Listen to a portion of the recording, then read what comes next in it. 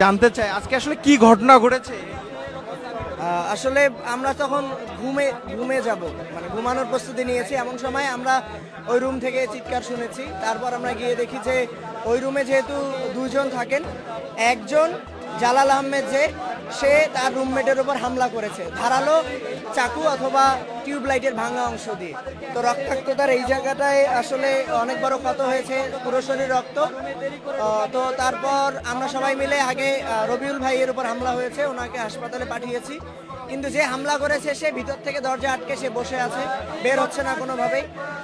আমরা প্রশাসনকে জানিয়েছি, হল প্রশাসনকে, কিন্তু অথর্ব হল প্রশাসন এখনো কোনো ব্যবস্থা নিতে পারেনি। আসলে এই ঘটনার সূত্রপাত যে আজকেই এমনটা না, এর আগেও বহুবার রাতে কখন লাইট নেভানো হবে এই সময়ে বাড়া কমার নিয়ে তাদের মধ্যে বাকবিতণ্ডা হয়েছে।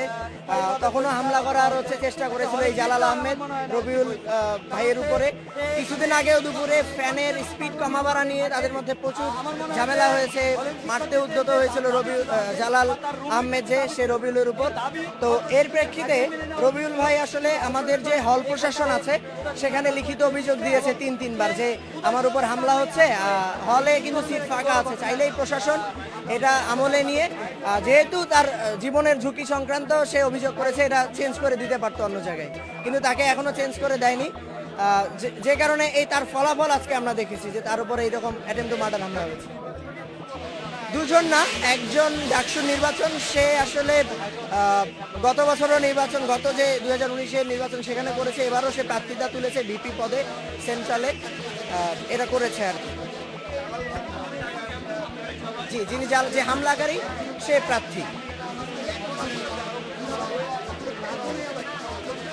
তার অবস্থা ক্রিটিক্যাল, কারণ বুকের বাম দিকের এই জায়গাটা আমাদের একটা সেন্সিটিভ একটা শরীরের অংশ।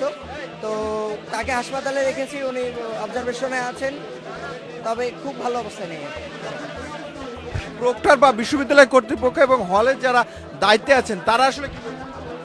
হল প্রশাসন এসেছেন, তারা আসলে শিক্ষার্থীরা অনেকটাই ক্ষিপ্ত। শুধু যে জালাল আহমেদের উপর ক্ষিপ্ত এমন না, হল প্রশাসনের উপরও ক্ষিপ্ত, কারণ তাদের গাফিলতির কারণে অভিযোগ দেওয়ার পরেও তারা আসলে ব্যবস্থা নিতে পারেনি। এর দায়ভার হিসেবে তাদের দায়ী করছেন। এখানে মবের একটা আশঙ্কা আছে, এই জন্য স্টুডেন্টরা আর কি সরছে না, এই জন্য তাকে বেরো করতে পারছে না। যেহেতু আমাদের আবাসিক হলে প্রায় 1000-এর বেশি আবাসিক শিক্ষার্থী থাকেন, তারা সবাই ঘিরে রেখেছে তাদেরকে। আমরা চেষ্টা করেছি বের করে আনার জন্য, কিন্তু কিছু শিক্ষার্থী অনেক ক্ষিপ্ত আসলে পারছে না। আপনারা এখন কি চান? আমরা চাচ্ছি সর্বপ্রথম